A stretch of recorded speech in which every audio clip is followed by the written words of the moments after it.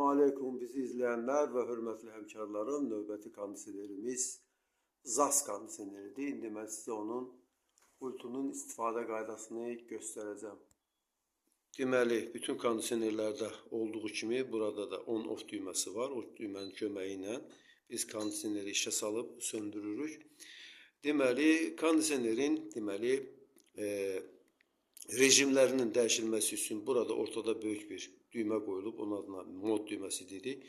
O hər dəfə onu basdıqda biz növbəti rejimə düşürük. İndi hal-hazırda burada buz işarəsini görürük və bu deməkdir ki, kondisionerimiz soyutma rejimindədir. Soyutma rejimində kondisioneri çalışmaq lazımdır ki, 22, 23, 24 dərəcə arasında qoyaq. Çünki bu temperatur bizim bədənimiz üçün daha çox uyğundur. Biz mod düyməsini bir daha basanda burada bir damcı işarəsi gəlir. Bu nə deməkdir? Yəni evin içində olan nəmin bayıra tullanmasıdır. Bu ən az istifadə olunan rejimlərdən biridir. Bir daha basanda demək ventilator rejiminə düşürük. Bir daha basırıq.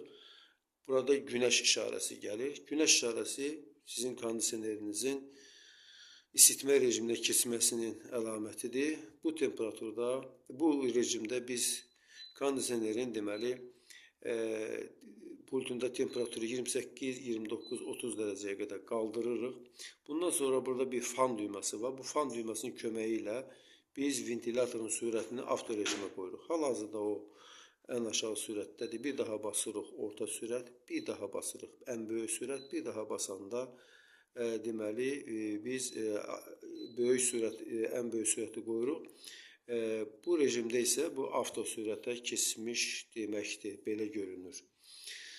Bundan başqa deməli burada swing düyməsi var. Bu swing düyməsinin köməyi ilə biz basdıqda burada kondisionerin jalüzünün aşağı və yuxarı olub-olmamasını görkəzir. Belə olduqda da yəni o hərəkət edir. Demək, bir daha da basırıq, o yox olur. Bundan başqa burada bir düymə də var. Bu düyməni biz bunların aşağısında olmalıdır. Açırıq. Və burada deməli nə düyməsi var? Burada silip düyməsi var.